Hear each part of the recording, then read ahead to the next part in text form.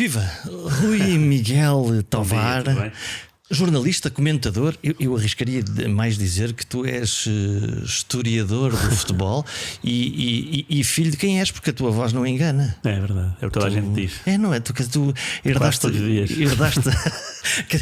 porque não é a tua voz, não é só a tua voz, é a tua voz, é a maneira de dizer, é quase a maneira de pensar. Olha, ainda te sobressaltas a ver a bola. Sim. Aconteceu agora, não é? No Portugal-Eslovénia. É um jogo insonso, infeliz, e que de repente tem aquele final impróprio. Como é que é possível um jogo em que até aos 120 minutos mais 4 o homem mais valioso em campo era o Oblak, e de repente em 10 minutos passou a ser o Diogo Costa? É incrível. São situações que só o futebol, e não sei, neste momento só o futebol é que eu vejo a fazer isso. Foi um jogo, é daqueles jogos que vai entrar para a história, mas quer dizer, não é um jogo que nos apeteça rever nunca mais. Mas a verdade é que passámos por isso, 2 horas de muito sofrimento, de pouca ligação entre todos os jogadores, e de repente há aquela magia no desempate de penaltis que nos faz, pelo menos naquela noite, sonhar. Agora, com a cabeça mais fria, percebemos que a França é superior. Pode não ser superior, mas é, no papel, em matéria de jogadores. Já o era antes, mas agora com o desenrolar do europeu não estou assim tão dividido. Era curioso que Portugal ganhasse, como aconteceu em 2016, porque a situação é a mesma, não é? Em 2016 Portugal também era inferior e ganhou em França, ainda por cima. O que é que o futebol tem de extraordinário para nos produzir essa mecânica que é da possibilidade do mais fraco ganhar ao mais forte? E teve muito perto de acontecer, não é? Aos 115 minutos. aquele ataque desorganizado da Eslovénia podia ter dado gol, e era curioso saber o que é que ia acontecer a Portugal a partir daí. Se sofresse o gol, se ia correr, se ia ser um Portugal diferente e rematador, situação que nunca se verificou ao longo do jogo. Às vezes estarmos à beira do precipício obriga-nos a tomar uma decisão mais clarividente. Não foi golo, ainda bem, claro. Mas o que é que faz o futebol? O futebol tem esta magia, e o próprio europeu disse tudo. Como é que é possível uma seleção que só defende que a Eslovénia não perder nenhum jogo, não é? Sim, no europeu. mantém-se à tona, não sofre golos. É quase inacreditável. Olha, tu és um jornalista, mas és também um historiador desta coisa do futebol, deste fenómeno do futebol, disto que é contar o herói do jogo. E ontem acontece uma coisa muito interessante e curiosa, que é, por um lado, presumo que não haja nenhuma dúvida, todos os que nos escutam sabem, que o herói do jogo foi o guarda-redes, que salvou Portugal a 3 minutos do fim do prolongamento, vai buscar uma bola espragata, parecia handball, parecia balé, parecia alguma coisa, e subitamente depois ainda se fica inspirado para ir buscar mais 3 penaltis. Todavia, só falamos do Ronaldo? Então, pois, isso é um problema, não é? Grave. Isso verificou-se no jogo com a Turquia, quando a magia do terceiro gol tem a ver com o passo do Ruben Dias para o Ronaldo, e não tanto o passo para o lado do Ronaldo para o Bruno Fernandes, que é um passo lógico e que se aprende nos infantis. Se calhar eu ou tu, se calhar com assim, não sei se tem aquela pressão, mas conseguimos fazer aquele passo, não é? Tinha que ser, não, isso é ensinado aos miúdos, desde pequeno. Que é passa aquele que está mais bem colocado para conseguir quando está à frente do guarda-redes e se tem alguém ao lado, não se tenta rematar à baliza, passa-se a bola, porque é uma situação de 2-1, e 2-1 é garantia de sucesso. E todavia todos nós pensamos, ele vai rematar. Olha, boa pergunta, não me ocorreu nada, devo dizer. O que me ocorreu foi depois mal dizer quem tenha feito as perguntas, sobretudo ao Bernardo Silva. O Bernardo Silva foi eleito o melhor em campo, o homem do jogo, e ele passou na zona mista e falou como o melhor em campo também. Ele ontem não foi o melhor em campo e falou na mesma, claro. Mas estou a dizer que nesse dia ele falou e a pergunta foi sobre o Ronaldo, e eu pergunto porquê, não é? O que é que está a passar ao jornalismo? Não tem nada a ver com o Bernardo Silva, não é? O Bernardo Silva foi eleito o melhor em campo. Se é justo ou não, ele é que poderia dizer: olha, era uma pergunta curiosa. Acha que foi o melhor em campo? Não é? Quem é que escolhe já agora? Porque eu acho que não foi. Quem é que é o melhor em campo? Quem é que escolhe? É um comitê de especialistas, ex-treinadores. Há uma história engraçada no Europeu 2000, no primeiro jogo, Portugal está a perder 2-0 com a Inglaterra e dá a volta 3-2, não é? Figo, João Pinto e na primeira parte e Nuno Gomes na segunda. Um jogo épico. Jogo épico. E também uma segunda-feira como o da Eslovénia, não tão épico, mas pronto. Portanto, as segundas-feiras são boas para nós jogarmos a bola. Para ganhar, pelo menos. Para sair a ganhar. E o Figo foi eleito o melhor em campo e então entraram no balneário de Portugal. Alguém da Federação entrou e avisou: olha, Figo, foste nomeado o melhor em campo. E o Figo saiu do balneário a dizer: estes gajos não percebem nada, o melhor foi o Rui Costa. Porque às vezes é assim, é o nome, tipo, marcou um gol fora da área, portanto tem que ser entregue o prémio a essa pessoa. Pronto, é uma história que tem a ver com o melhor em campo. Claro que o melhor em campo é tudo uma análise. Se for, quantas mais pessoas fizerem essa análise, o que é que podemos dizer? É democracia, não é? Se 10 pessoas fazem, se 9 de 10 apontam o Figo como melhor em campo ou apontam o Bernardo Silva como melhor em campo, eu não posso fazer nada. Mas a minha visão não é essa. Há uma espécie de efeito de marca, uma espécie de. Agora cada vez mais. Não é? Claro que os Mbappés desta vida, claro que os Ronaldos desta vida, claro que os Messis da vida têm, desde logo, ainda o jogo não começou, já eles são os melhores do campo e agora vamos lá ver se alguém os apanha, não é? Sim, parece. Sim. Olha, é fala-me do Diogo Costa. Espantoso. Lembro-me perfeitamente da estreia dele na seleção, foi no Dragão. O Rui Patrício saiu do 11 de repente.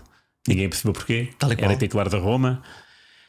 Foi no play-off de apuramento para o Mundial, né? Com a Turquia. E foi uma bela surpresa. Tudo. A aposta, claro que motivou muito ruído, mas não motivou assim tanto ruído, porque o Rui Patrício também não é um guarda-redes consensual. Embora seja um ótimo guarda-redes e provou de forma inegável em 2016, isso conta. Para mim foi o melhor jogador português no europeu todo. Foi o melhor em campo na final. Olha, e a UEFA designou o Pep. Não concordo.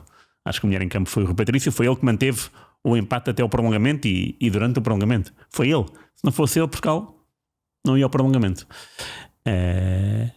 Ele e o poste, é verdade. Nos descontos, o Guignac tirou uma bola ao poste. Mas o Rui Patrício fez 3 defesas de inegável mérito. Uma delas até está à entrada de Leiria, não é? Sim, em Marrazes, na freguesia de. Eu já passei por essa estátua. Onde está ele todo esticado a tirar É uma a bola. grande defesa. E já tinha visto ele fazer essa defesa num Sporting Portimonense, dia da mãe. Lembro-me perfeitamente. De estar no estádio e ser à minha frente e ficar espantado e de pensar: foi a melhor defesa que vi ao vivo. Não posso dizer isso, mas disse, para mim, uma grande defesa. E na final do Europeu ele repete essa exibição. Estava a dizer, o Rui Patrício não é muito consensual, porque é uma pessoa introvertida, metida consigo mesmo, lá no seu mundo. É a minha ideia que então os guarda-redes são todos um bocadinho assim. Não, é o contrário. Os guarda-redes são extrovertidos, não é? O Bento, o Vítor Damas, são guarda-redes que são guerreiros por natureza. O Rui Patrício sempre foi uma pessoa muito calada e muito metida no seu mundo, mesmo quando era para exultar um feito. Por exemplo, defender penaltis. Ele foi o herói também do Portugal-Polónia do Euro 2016. Pronto, o Rui Patrício foi o Rui Patrício, não é? Um pouco à imagem do Diogo Costa. Defendeu 3 penaltis e manteve-se na sua linha. Sim, essa coisa extraordinária, lá está. Isto é um podcast sobre comunicação. Tem a ver com postura, não é? Aquilo é feitio, não é? Tanto do Rui Patrício como do Diogo Costa. É estar na sua. E isso é bom, atenção. Eu gosto tanto de guarda-redes cêntricos como introvertidos. O que eu estou a dizer é: a passagem de testemunho Rui Patrício Diogo Costa foi tranquila, porque o Rui Patrício não é consensual. Se fosse Vítor Bahia com o Rui Patrício, se calhar daria muito mais ruído, sim, não é? Sendo o Vítor Bahia titular de uma equipa estrangeira. Imaginemos. Sim, isso seria o Rui Patrício seria. Aliás, o Patrício era titular de Roma que tinha vencido a Liga, a Liga Conferência, que é uma competição europeia. Não é? E portanto, em princípio, foi uma coisa que nós não estamos nos treinos, não percebemos o que é que está lá a acontecer. Não. É uma surpresa, mas foi uma surpresa boa e foi uma aposta ganha. Isso não há dúvida. O que é que tem este guarda-redes de especial? Jogo de pés, número 1. Acho que ele podia jogar meio campo, se quisesse. A sério? E o Damas também podia, por exemplo. Porquê? Por causa da precisão do passe? Por causa da visão? O que é que ele... No caso do Damas era habilidade. Falas com os jogadores do Sporting, do Benfica e do Porto. Portanto, Sporting era o dia-a-dia. Benfica e Porto era a seleção. E todos dizem que ele participava no meio com uma vontade extraordinário. O Bento, por exemplo, era um ótimo marcador de penaltis. Portanto, sabia usar os pés. Mas uma coisa é saber usar os pés e sair a jogar. E o Damas era assim. O Bento era mais de saber colocar a bola. De precisão.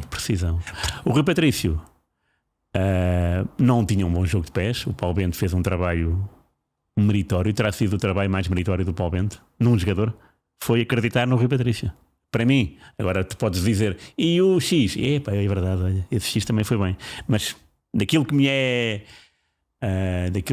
Agora estou a fazer um fast rewind sobre a carreira do Paulo Bento e o Rui Patrício. Diria que o Rui Patrício é o jogador que mais cresceu nas mãos do Paulo Bento. Dá ao ponto de ser o herói de Portugal do Euro 2016. E o Oceano teve uma declaração muito feliz, que foi: o Rui Patrício no Euro 2016 foi o nosso Pelé.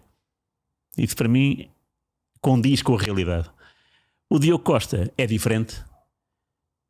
É melhor a sair aos cruzamentos, embora tenha tido aquele azar com Marrocos nos quartos de final do Mundial. Saiu mal e foi gol de Marrocos. Mas regra geral é bom, entre os postos é melhor e com os pés é melhor. Portanto, foi uma aposta ganha nesse sentido. Só quem lá está é que sabe. Podemos ter a nossa opinião muito própria, porque eu vi o Rui Patrício e eu vi. Mas a verdade é que os dados estão lançados, ninguém questionou e agora ninguém se lembra. Claro. Porque de facto o Diogo Costa foi uma passagem de testemunho muito pacífica e natural. Já agora ocorre-me sempre a dúvida, que é se este guarda-redes tem estas características que todos nós conhecemos. Normalmente o destino dos bons jogadores portugueses é irem lá para fora, é exportar. Porque se mantém Diogo Costa em Portugal? Não posso, não sei.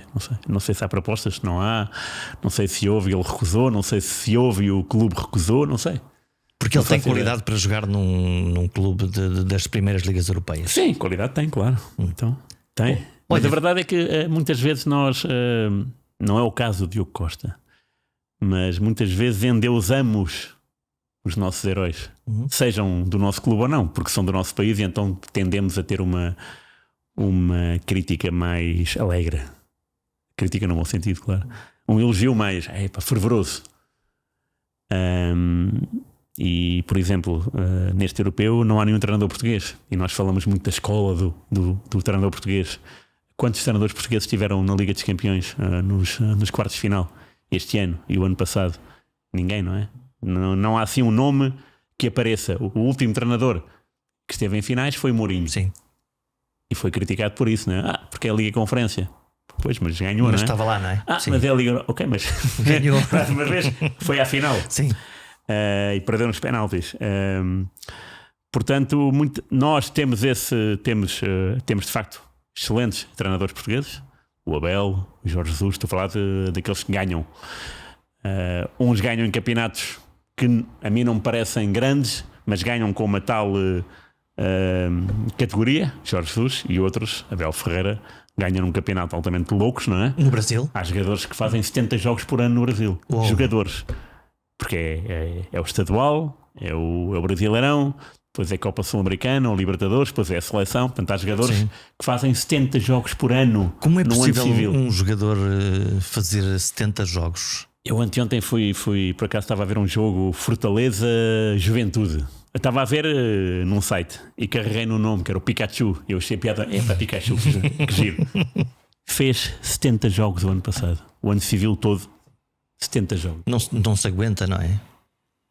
Portanto, estou a falar de treinadores para portugueses que são ótimos, mas que já não estão, ou melhor, deixaram de estar por momentos no topo. Pronto, porque agora é outra coisa, é outra onda. Este europeu teve 4 italianos nos oitavos de final. É o da Turquia, o Montella, da Eslováquia, o da Bélgica, que é o Tedesco, o da Eslováquia é o Calzona e o Spalletti da Itália. 3 foram embora logo. Portanto, falta saber o futuro do Montella, que é hoje. Eu posso dizer isto? Podes. É hoje, claro. Terça-feira. Pronto, nós estamos a gravar no dia seguinte à vitória de Portugal nos penaltis, com 4 defesas do Diogo Costa, 1 no tempo regulamentar, 3 nos penaltis. Já podemos mudar a frase angústia do marcador antes do penalti para a glória do guarda-redes no momento do remate? Sim. A baliza é gigantesca. E ele voou mesmo. Ou seja, não foram penaltis, quanto a mim, fáceis de defender. Ele atirou-se mesmo para a bola. E todas as 3 bolas são defendidas no ar. Se fosse rasteiro também era meritório, porque até demoramos menos tempo a chegar ao chão. Demoramos mais tempo a chegar ao chão. Mas são voos muito assertivos, tipo, eu vou-me atirar para ali. Há uma projeção. E quando a bola vem, bolas, melhor ainda. Bora lá defender isto. Eu gostei muito da declaração. Mas o Oblak, atenção, sim, extraordinário de todos também, os penaltis, o mais difícil. Aquele defendido no jogo do Ronaldo foi incrível, porque aquilo para mim é penalti falhado, claro, mas não conta. Aquilo é defesa do Oblak. Sim, é mérito do guarda-redes. Mas muito mesmo. É um remate cheio de força que vai mesmo, não vai ao canto, mas vai para junto ao poste. E para cima. O Oblak teve aquela convicção, tal como teve no penalti do Cristiano no desempate, convicção que ele iria para aquele lado. Mas aí não chegou. A bola foi mais puxada. Mas foi uma grande. Ou seja, foi mais defesa do Oblak do que falhanço do Ronaldo. Há uma declaração muito curiosa, julgo que do Bruno Fernandes, quando lhe perguntam sobre as defesas de Diogo Costa, e ele diz: ontem estivemos a treinar penaltis e até nos treinos é complicado marcar-lhe golo. Não sabia disso. O que é uma declaração maravilhosa, quer dizer, que é. Mas aquilo não é sorte, aquilo não é. E depois, a segunda declaração, muito curiosa, do próprio Diogo Costa, que é quando lhe perguntam: esteve a estudar os adversários. Eu só ouvi. E ele diz: sim, nós estudamos os adversários, mas naquele momento eu usei da minha intuição. Claro. Então, para defender as bolas. E isso percebe-se nos 2 penaltis do Ronaldo, não é? Um é para um lado, outro é para o outro. Tanto o Ronaldo como o Oblak tiveram que pensar no assunto, não é? E pensaram mesmo, engraçado. Para onde é que eu mando a bola? Para onde é que eu não mando a bola? Até agora, nos 3 desempates em que o Ronaldo participou no Europeu, ele atirou sempre a bola para aquele lado. Inglaterra 2004, Polónia 2016 e agora a Eslovénia. Atirou sempre para... Ou seja, ele fez o penalti clássico, que é pé direito, bola cruzada, e não pé direito para ali. O penalti clássico é pé direito, bola para ali. Pé esquerdo, bola para ali. Portanto, pé direito para o lado direito do guarda-redes. Portanto, bater a bola da direita para a esquerda. Uhum. É porque a bola vai a fugir, não é? Portanto, é mais difícil. Quando metes a bola assim, ela vai a fugir. E é cruzado. Torna mais difícil. Sendo que, também muito curioso, a maneira como Bruno Fernandes marca os seus penaltis, que é... não olha para a bola, olha para o guarda-redes, faz o movimento e em função do guarda-redes ele bate a bola, que é um outro nível completamente diferente. Sim, já entrevistei o Beto, o guarda-redes, que também já foi especialista em penaltis, não é? E resolveu até uma final europeia entre o Sevilha e o Benfica. E o Beto disse-me, e infelizmente isto foi em off, já foi no fim da entrevista. Raio. E disse: a única pessoa que me enganou sempre nos penaltis foi o Bruno Fernandes. Nunca consegui defender um penalti do Bruno Fernandes. E eles treinam juntos, não é? Porque na seleção, agora imagina. Aquilo é um jogo de sombras, no fundo. Tu não sabes, quer dizer, tu consegues avaliar, imagino que a postura do corpo do jogador, a maneira como está a anca, a maneira como está o pé. Mas se tu ficas à espera até o último segundo, não há maneira de o defender, não é? Sim, com estas bolas não. Sim, exatamente. É porque aquilo é verdadeiramente muito rápido. Mas claramente o guarda-redes português há ali nesse diálogo, nessa dialética, tem 3 jogadores canhotos que batem a bola. Mais fácil ou mais difícil? Jogadores canhotos. Os canhotos são bons? Há uns grandes canhotos, não é? Há a tradição de se dizer que não é? Mas já houve, obviamente, finais de europeus e mundiais decididas por canhotos. O Grosso da Itália resolveu a final do Mundial de Itália, né? Do Mundial da Alemanha, em 2006. E, por exemplo, no último europeu, Inglaterra e Itália, o Saka foi o último a falhar o penalti e defendeu o Donnarumma também com o pé esquerdo. É claro que há uma percentagem, os destros têm uma percentagem maior, mas também marcam muitos mais penaltis. Só para se ver, em 4 desempates de Portugal, 5, vou pôr 4 do Europeu e um do Mundial, 5 desempates, só 2 canhotos. O Viana com a Inglaterra em 2006 atirou ao poste, e o outro foi o Bernardo ontem. Só 2 canhotos marcaram penal. Marcaram não, assim, avançaram para a marca do penalti em 5 desempates de Portugal em Europeus e Mundiais. 2 canhotos. Isto é uma tendência, porque o ser canhoto é raro, não é? Sim. Portanto, é normal que os destros tenham mais hipóteses e mais sucesso. Ontem vimos também, temos que falar do Ronaldo, claro que temos que falar do Ronaldo. Cada bola, cada livre, mesmo nas zonas do campo mais estranhas, como do lado do campo, Cristiano Ronaldo agarra a bola e vai bater aquele livro. Ronaldo fará o que quiser, quando quiser e como quiser. Não sei, eu vejo muitas assembleias à volta dele, não é? Antes de cada livro. E o resultado é sempre o mesmo. Que é o Bruno Fernandes vai para um lado, o Bernardo vai para o outro, e até o Ruben Dias. Acho que foram sempre estes 3 que estiveram lá de volta do Cristiano nesses 4 lances mais vistosos e aparentemente mais perigosos. De que é que eles falam? Pois não sei, adorava saber. Ou melhor, não adorava saber, mas se houvesse alguém que tivesse uma leitura labial e que pusesse, ok, eu ouviria, mas... Deixa-me lá rematar. Olha, agora sou eu que estou aqui com meios... Pois, tem a ver primeiro com o afã, não é? De ter sucesso, de ser o herói, no caso do Cristiano Ronaldo. Dos outros também há esse afã, só que é injustado, portanto não há hipótese, não é? Porque eles já no quarto livro notou-se mesmo, ou pelo menos eu notei, que já havia desgaste. Tipo outra vez, então se quer o combinado era ok, marcas 2, mas depois se a bola não passar a barreira ou se a bola for ao lado, deixa-me tentar isso. Era preciso também que fôssemos analisar os últimos 2 anos, o último ano. Quem marcou mais gols livre? Ou o treino também, não é? Portanto, usar a estatística, usar o treino. Sim. Usar a cabeça também, lá está a mentalidade, porque alguns jogadores claramente têm esse feeling de que aquele pode ser o jogo em que podem marcar. Ontem sim, uma coisa engraçada foi, não sei se foi o segundo ou no terceiro livro, tenho a ideia que foi no terceiro dos 4 livros, apareceu uma estatística que 58 livros diretos marcados pelo Ronaldo em Europeus e Mundiais, 1 gol. É o gol à Espanha no Mundial da Rússia. Que é um belíssimo gol, por certo. Mas isso levanta aqui uma questão que é, olhando para equipas de alto desempenho, como claramente são as seleções de futebol, e a nossa não escapa a essa regra, como é que um atleta com toda a história que tem, como Cristiano Ronaldo, ainda sequer tem lugar no 11 titular? Pois, é estranho. Não é estranho começar o europeu a titular, porque se ele foi titular sempre na fase de qualificação, não tinha lógica afastá-lo, até porque ele não deixou de marcar golos, ele está em forma, supostamente, portanto é normal. Só que não salta tão alto, não é tão rápido. Pois. Não daquelas bolas que nós vínhamos sempre Ronaldo a dizer que em cada 3, 2 entrariam, não está a acontecer. Sim, eu penso que ele e todo o país estará à espera do próximo cabeceamento, do próximo livro, não é? Do próximo lance, do próximo momento. E do sucesso dessa missão, dessa próxima bola.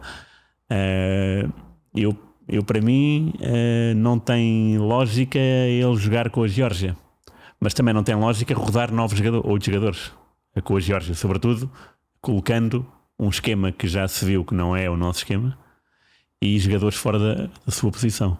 Situação que ainda se mantém, atenção, porque para mim o Bernardo não pode jogar encostado à linha, tem que jogar para dentro, porque é assim que funciona com o Bruno Fernandes e não distanciado do Bruno Fernandes, tem que estar próximo. E o Ronaldo passa o jogo muito longe de todos os outros por culpa da tática. Não é ele que quer ficar lá plantado, o esquema de jogo é assim. E está um pouco ao abandono, não há assim muitas vezes vemos em situações de aflição cruzar para a área, mas só está lá ele. Isso é um chuveirinho, não é? Contra 4 jogadores. Normalmente isso era as equipas que estão desesperadas, não é? Para tentar marcar um golo, tirar lá para a área, mesmo assim. Mas é preciso ter lá 4 ou 5 jogadores e não estarem todos cá atrás, não é? E a situação que se vive é de jogadas relâmpago de jogadores velozes, Cancelo, Rafael Leão, pessoas que vão para a frente, que querem fazer alguma coisa, mas a equipa não vai. A equipa não vai, não é? Nota-se que a equipa está muito presa, é muito tolhida de movimentos, não, mas isso é cansaço, não tem coragem para. Coragem? A tua palavra é coragem? Sim, é. Eu não diria coragem, deixa ver, eu diria ter uma ideia daquilo que se vai fazer com a bola. O Cancelo, na segunda parte, eu percebi que ele estava cheio de energia, cheio de ideias, não é? E ele teve 3 ou 4 jogadas pelo lado direito em que uma para dentro, outra para fora, pronto, e dominou a situação, dominou o lateral.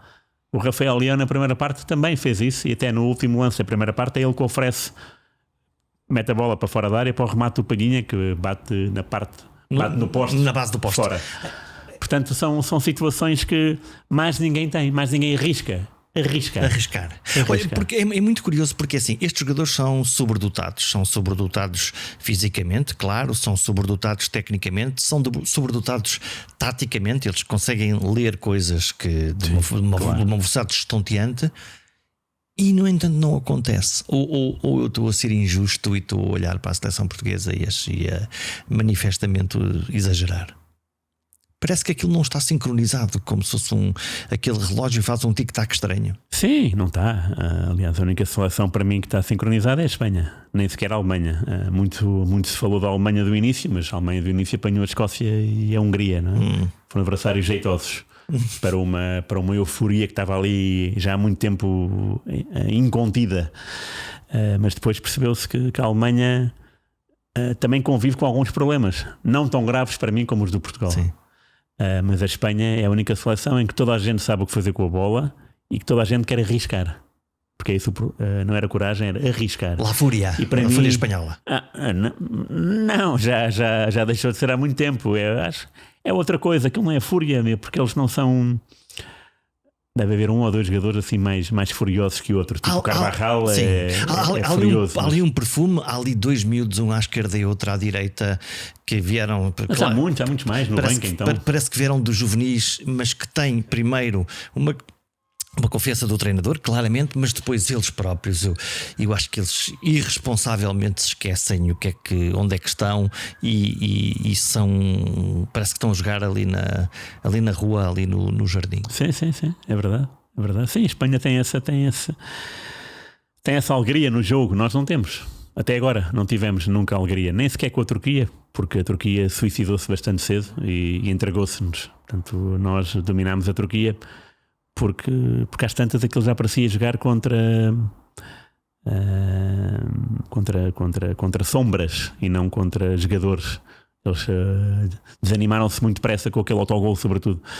Portanto, ainda não tivemos um jogo com uma seleção a sério. A primeira vai ser a França. Vamos ver se a França joga como uma seleção a sério. Eu diria que sim, porque eles são muito fortes fisicamente, gostam muito de recuperar a bola o mais longe possível da sua área, tanto o mais perto possível da área do outro. Notou-se com a Bélgica. Portanto, vai ser um jogo que exige outra dinâmica, mas também tem mais liberdade para nós. E se calhar com mais liberdade conseguimos fazer mais e conseguimos criar espaços que nunca encontramos em nenhum dos 4 jogos até agora. Diria que Portugal está muito parado, está distante. Os jogadores estão muito distantes uns dos outros, é o que me parece, e estão muito amorfos. Há uma apatia? Não estão irreverentes. Eu não sei se é apatia, diria que é isto. Não há um rasgo no jogo com a Eslovénia, tirando o Rafael Leão e o Cancelo e depois o Jota, porque na jogada do penalti é isso, né? Ele agarra na bola e vai para ali fora. É isso que nós precisamos de fazer. É esse o seu perfil? Com cabeça, atenção. Não é atravessar o campo só porque sim, é atravessar o campo com uma ideia. O Rafael Leão tem isso, o Cancelo teve isso e o Diogo Jota naquele lance também teve isso. Então, e, por exemplo, os jogadores como o Chico Conceição, que têm essas características, mas depois ele parece o treinador decide sempre fazer umas experiências loucas. Agora, este jogador joga à direita e eu vou pô-lo aqui à esquerda para ver o que é que acontece. Nada. Então vou pô-lo aqui à direita e mesmo aí aquilo parece que não temos um problema no motor de arranca, como diria o que Futre que fazia sempre isso e ele não tinha definitivamente nenhum problema. E lá está esse arrojo, essa capacidade. O que esperas de Portugal no próximo jogo? O que eu espero? Posso fazer. O que eu espero é sonhador, não é? Acho que deixem-me sonhar. É quase impossível estar à espera de uma equipa diferente, porque ninguém muda em 3 dias de cabeça. Ninguém, 11 jogadores, 9, 8. Quem é que seria o teu 11? Eu divirto-me muito. As discussões da tática são para mim muito divertidas. Então são 3 centrais ou 4 centrais, são 2 ou 1. E eu penso assim, mas de que raio é que eles estão a falar? Por que raio é que é tão importante se a equipa se organiza com 3 ou com 4 ou com... O que é que isso tem de importante verdadeiramente? Quer dizer...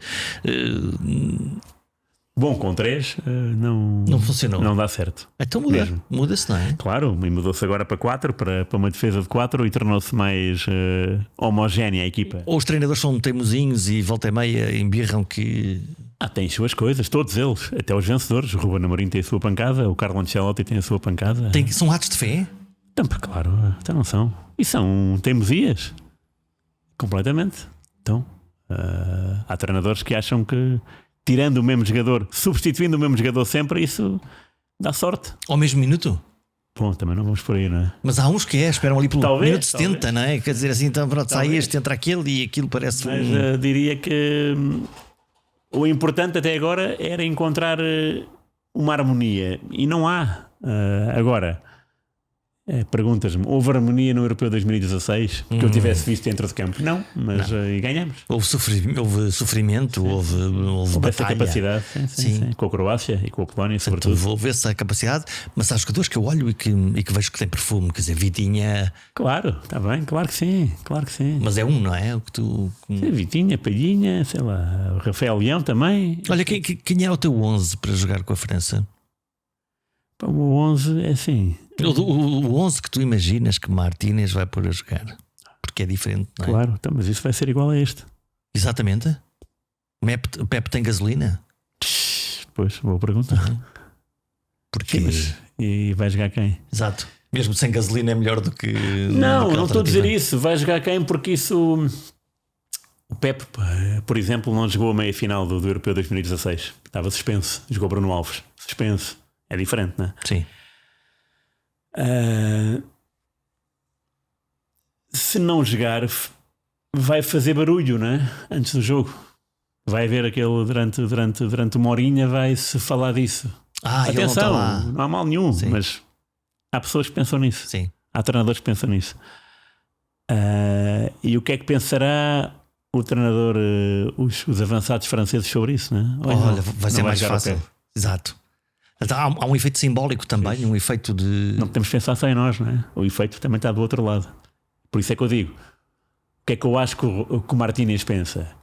Ok, o Ronaldo vai jogar porque os defesas e sobretudo os guarda-redes ainda o temem aqui e ali. Ou seja, se houver um livre e não o temem. Agora, há exceções, e para mim o Oblak é uma exceção. O jogo do Oblak ontem é de uma serenidade que eu fiquei... Ele defendia e ficava impávido e sereno como se nada fosse. Mesmo no penalti. Sim. Não foi uma pessoa efusiva, nem não teve aos pulos, manteve-se. Tornou normal aquele confronto. Sim. Bem, e é normal, não é? Jogaram tantos anos juntos no Real e Atlético. Sim, porque eles conhecem-se, exatamente. Eles conhecem-se completamente de... Queres arriscar um 11? O mesmo? Não, para mim vai ser o mesmo. Sem mudar nada. Então Então para quê? Se na cabeça dele está tudo bem, jogámos bem.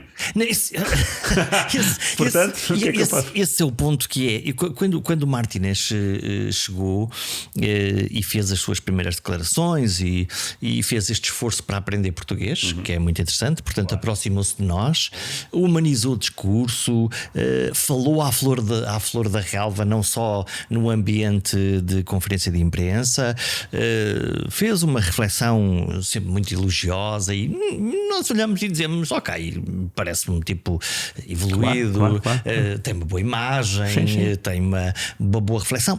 E nos últimos dias fiquei a pensar o seguinte, que é os jogos correram francamente mal e o discurso do treinador é qualquer coisa de: isto foi extraordinário, isto foi um jogo, estes detalhes, e eu pensei, mas está a falar de quê exatamente? Pois, ele está a falar de um copo meio cheio, não é? Porque não existe para nós, para mim não existe. Portanto, das duas vezes, quando perdemos com a Geórgia e quando empatámos agora com a Eslovénia, e também na conferência de imprensa da apresentação com a Eslovénia, fiquei algo decepcionado com aquilo que ele disse, né? Ele, na conferência de imprensa com a Eslovénia, advertiu para o facto da Eslovénia marcar primeiro e queria ser complicado. É complicado porque nós queremos que seja complicado, porque a Geórgia marcou a Espanha primeiro e eu pensei: e agora como é que a Espanha se vai safar? Ligou a mota e continua a jogar. Sim. E é por isso que eu digo que a Espanha é a favorita. Agora, claro que a Espanha pode ir eliminada já para a Alemanha, porque sim, porque a Alemanha também é forte e joga em casa, e às vezes isso tem muitas nuances, um jogo de futebol, não é? Como se viu com a Eslovénia.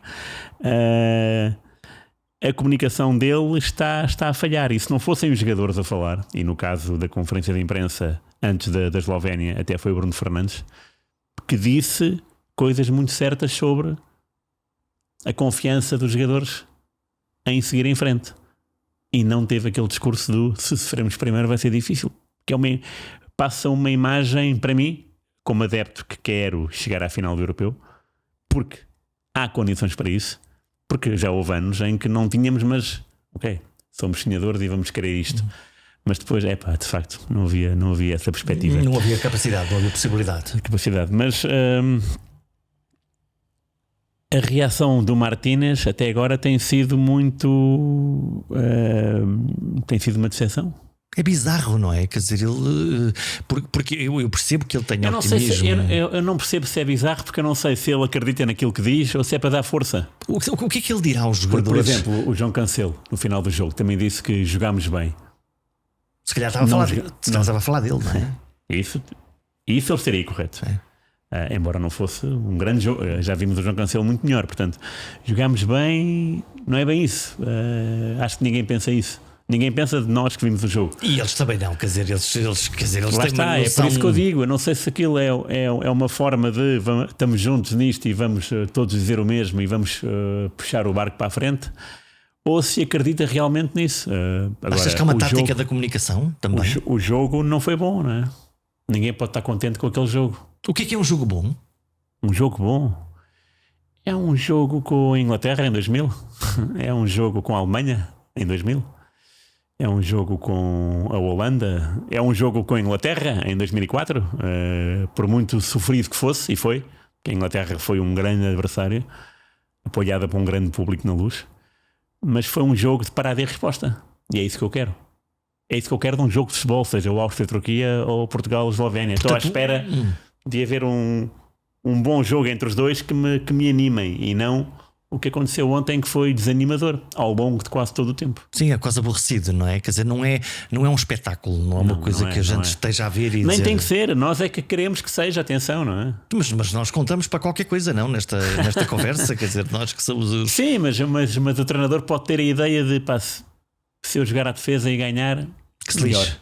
Bom, esse Fernando Santos, ele provou essa tese até ao limite. E até o Carlo Ancelotti, que é um múltiplo vencedor de tudo e mais alguma coisa, também joga muitas vezes à defesa e sai a ganhar. É preciso manter isso no mundo, em todo o mundo, em todos os mundos, no futebol também. E há treinadores assim e há outros que não são assim.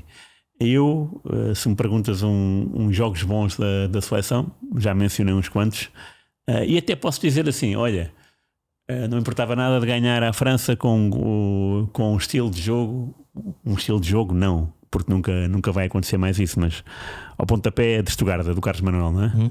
Pronto, que é um jogo em que a RFA dominou, sobretudo a seguir ao gol foi 2 bolas no posto ou 3, portanto houve ali muita aflição. Os deles estavam connosco, mas claramente. Controlar essa aflição também é bom e também nos dá força, não é? Ou seja, ser subjugado por uma potência superior e nós saímos a ganhar, dá confiança. Sobreviver. Agora, a Eslovénia não é isso, né? A Eslovénia ganhámos uma equipa que atacou pouco, que se fechou mais ou menos bem e que nós devíamos ter sido superiores antes dos penaltis. Embora pareça um padrão deste Euro ter equipas que provavelmente não têm tanta capacidade ofensiva, terem organizações defensivas muito sólidas e correrem como se não houver amanhã. É verdade. Sim.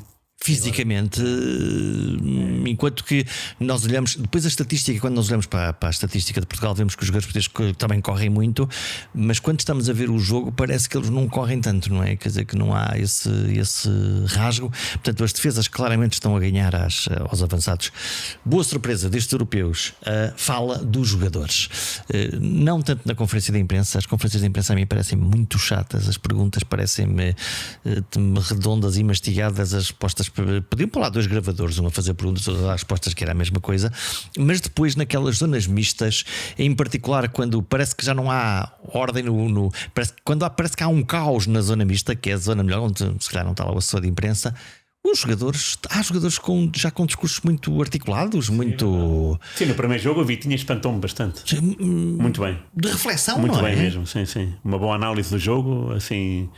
Simples, mas com palavras que nós entendemos, não é? Portanto, ou seja, do nosso vocabulário, que é importante também, tornar o leitor ou o espectador como parte do problema e da solução, e o Vitinha apresentou isso muito bem, tanto no flash como na conferência de imprensa.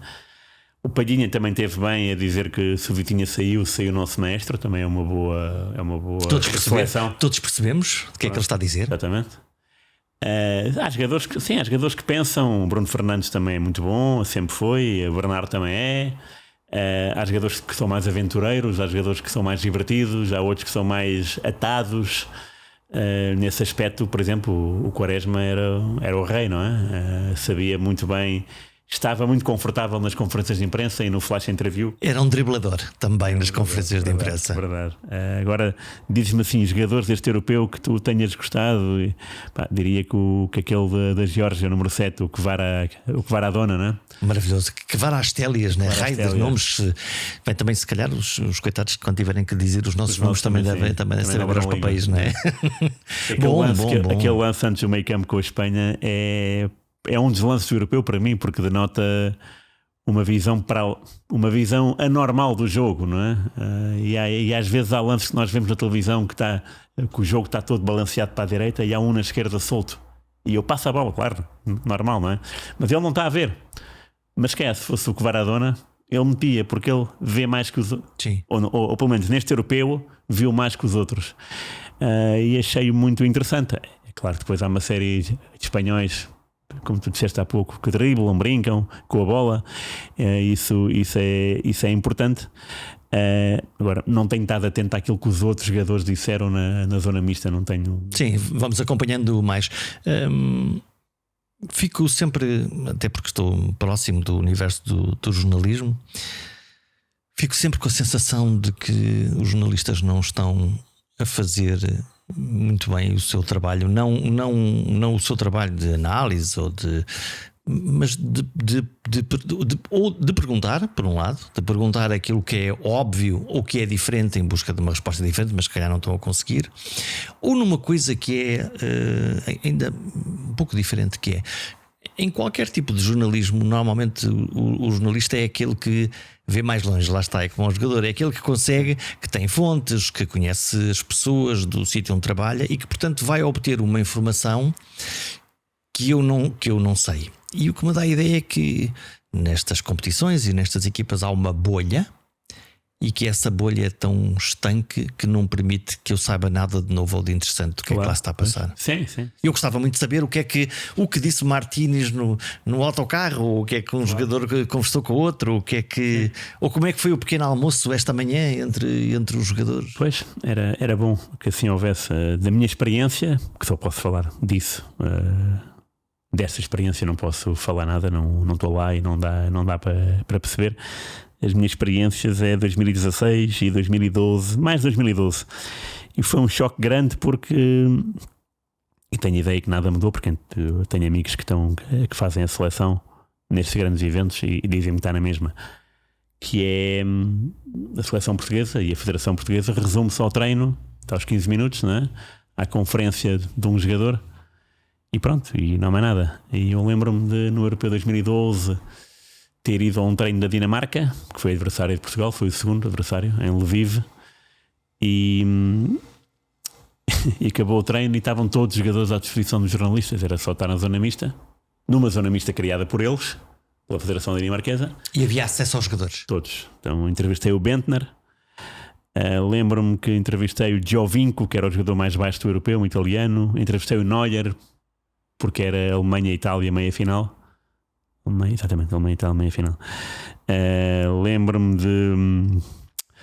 Lembro-me de entrar no treino da Espanha, assistir ao treino da Espanha e perguntar ao assessor de imprensa se havia hipótese de falar com o Del Bosque. Ele, sim, está ali. Uou. E eu fiquei a olhar para ele. Ele vai, faz o teu trabalho. E estava já na parte final do treino. Havia jogadores a rematar a baliza, uns sem guarda-redes, só a rematar.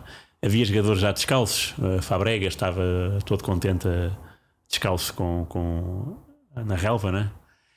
E sentei-me e o Del Bosque estava no banco a falar com alguns jornalistas. Eu entrei lá, pronto, soei como intruso e era o único estrangeiro. E falámos durante 10 minutos, até saímos do treino juntos, lado a lado, eu e Del Bosque. E lembro-me de ter estado num treino da Irlanda contra a Patónia. E aí não foi sair do treino com ele, mas foi estar aqui a ver o treino. Ele tinha acabado de dar o treino e estava junto a uma barra metálica, como aquelas que separam os adeptos como acontece no Estoril Praia, por exemplo, né? Há essa barra no campo todo. E estar a falar com ele e dele falar com os adeptos também, irlandeses que lá estavam. Portanto, havia adeptos e havia jornalistas nesse treino da Irlanda. E eu lembro de mais um treino assim. Isso foi uma conferência de imprensa da Inglaterra. Eu cheguei atrasado à conferência de imprensa. Ele estava quase no fim e apanhei-o mesmo assim. Ele ia a sair. Isso já foi há 12 anos e faz muita diferença já, porque entretanto já mudou muita coisa. E deu poder chegar à fala com ele, dizer para que fui de Portugal e que cheguei atrasado e de fazer só uma pergunta, pronto, e ele responder uma pergunta que já não estava no programa, que ele já se tinha levantado da mesa. Portanto, se fosse uma pessoa mais sisuda, sim, adeus. Sim, acabou, tchau. Ou nem sequer parava, tipo, se eu lhe tocasse, ele mexia o braço e tchau. Ia-se embora, claro. E portanto, são comportamentos que era interessante analisar e pôr em prática, porque quanto mais os jogadores falarem, mais o público se sente próximos dele. Sim. Lembro-me que no Mundial 2002, não experiência própria, mas sim de ler os jornais, o Figo, o Rui Costa e o Fernando Couto falaram todos os dias à imprensa, todos os dias. Então os melhores jogadores estarem disponíveis para isso torna isto mais humano, mais próximo. Perdemos para com os Estados Unidos, mas agora vem a Polónia e vamos ganhar. Transmitir uma mensagem, não é fechar, não é ficar fechado e nós ficamos na dúvida. Também ninguém falou porquê. Sim. A gente perdeu. O que é que está a acontecer? Portanto, não é só falar depois do jogo, é no dia seguinte. E não é só um, é vários. Para a mensagem fluir, não ser só todos os jornais, todas as televisões e todas as rádios a dar a mesma coisa. Dizerem, Danilo disse que, abrir aspas. Um aborrecimento. E todos dizem o mesmo. Todos vão ficar aquela mensagem ou aquela declaração. Se houver, imagina, há o jogador, o A, que vai falar a comunicação social, mas depois há 3 jogadores todos os dias que falam que podem passar pela zona mista e falam. Sim, eu vejo no caso de Espanha, quer dizer, o bom hábito que eles têm, que o jogador ou o treinador de volta e meia aparece nos podcasts, num programa da Rádio Nacional de Espanha, na SER, a COPE, que tem várias coisas, e eles têm esse bom hábito. Eu lembro do Mundial 2010, África do Sul. O treinador, com os auscultadores a responder ao público em geral, nem sequer foram os jornalistas. Eu lembro-me aí ia falar do Casillas, que era o capitão, Mundial 2010, e de haver uma câmara, um cameraman da Federação atrás do Casillas. Então era no hotel, e o Casillas foi entrevistado por 5 ou 6 emissoras, seja cadeias de televisão, emissoras de rádio, mas cada uma no seu quarto. Então via-se, ele abria a porta, sentava-se, e aquilo era fast forward, não é? Falava, depois saía, e havia uma cena curiosa, que havia uma de um lado para o outro, de um canal de televisão para uma rádio. O Casillas tinha que passar por uma janela e não por uma porta. Havia ali no hotel uma brincadeira. E ele então, pronto, abriu a janela para cima, portanto, perna esquerda, perna direita, e lá foi ele. E o cameraman a mesma coisa, atrás dele. E por que não? Qual é o mal? Sim, há novas narrativas. Olha, estamos praticamente a fechar. Quem vai ser campeão? Quais são as tuas apostas? As minhas apostas, olha, a Inglaterra caiu num lado muito bom do sorteio, não é? Se fosse uma Inglaterra competente, chegava à final tranquilamente. Sim. Portanto, já eliminou a Eslováquia, agora é a Suíça.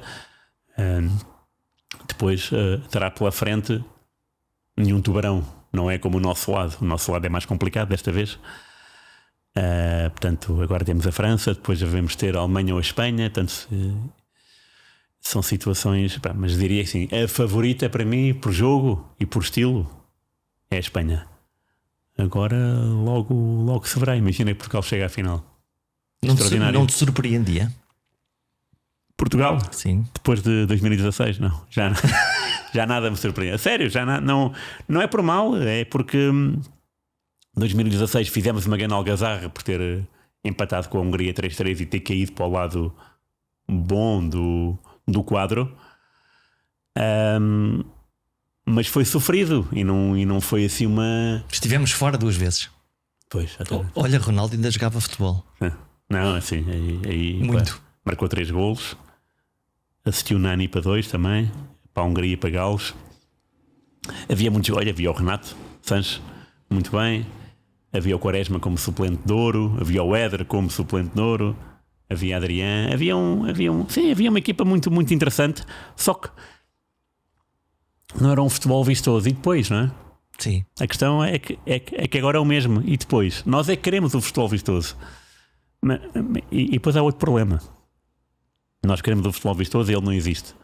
Mas podia ser meio vistoso, mas nem isso é ainda. Ou de vez em quando. Ou de vez em quando, ainda não é. Olha aqui estes 10 minutos, uau, era mesmo isto. Olha, vamos ver o que é que dá. Com a França, não é? A expectativa está sempre alta, porque eu não vou entrar num jogo derrotado. Sim. Senão não vale a pena ver o jogo, não é? Portanto, acredito que seja um jogo complicado para a França, porque nós também sabemos complicar a vida aos outros. Também temos essa... Também conseguimos ter essa finalidade. Nem que seja tirar o boneco e o Diogo Costa defende tudo. É uma possibilidade. Como aconteceu com o Rui Patrício na final do Europeu. Ou o Cristiano tem o dia também em que se lembra que é dia de estar na baliza e consegue qualquer coisa. Futebol, basta ver a final do Euro 2016. Estavas onde? Onde é que tu estavas em 2016? Estava no lá. estádio? Vi o jogo, sim. Uou! Vi o jogo. Como foi? Muito bom. O jogo em si foi muita ansiedade por perceber que a França tinha tudo na mão.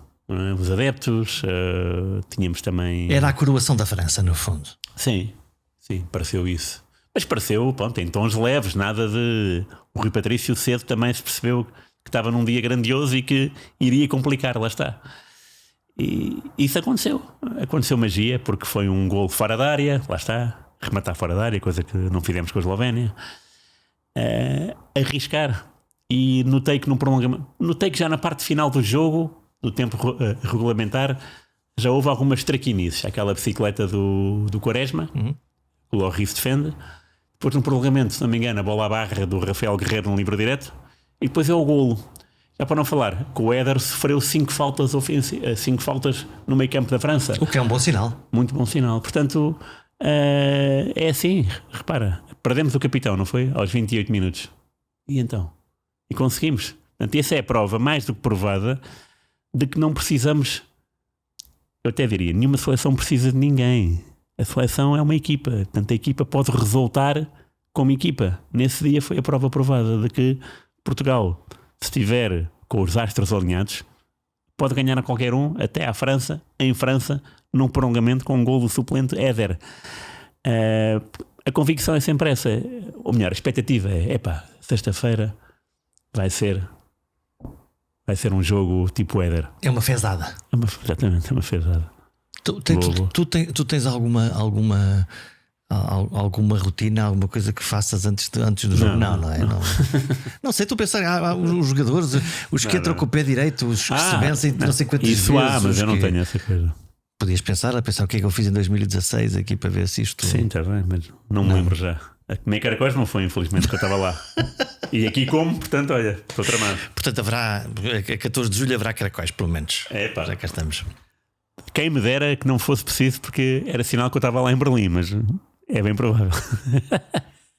Rui Miguel Tavares, muito obrigado. Muito obrigado. Grande abraço. Muito obrigado. Agora quero parar aqui.